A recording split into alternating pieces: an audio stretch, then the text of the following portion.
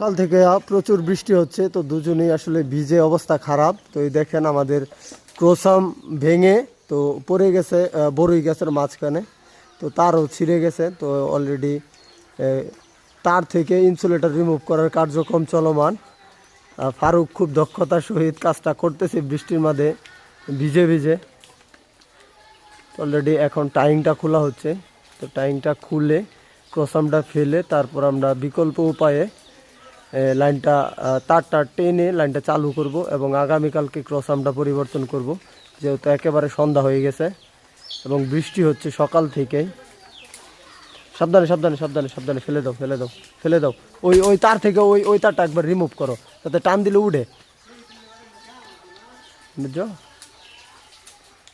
ওটা একটু সোজা করে দিতে পারবা, যিনি বাঁকা হয়েছে, যাতে টান দিলে উপরে উঠে দাও, এমনি উঠে পড়বে। নামো আস্তে আস্তে, আর যদি সোজা করা যায় তাহলে করে দাও। আচ্ছা থাক, উঠে পড়বো, আচ্ছা নামো। আচ্ছা নামো, তুমি আস্তে আস্তে নামো, স্যারের এখন দেখি।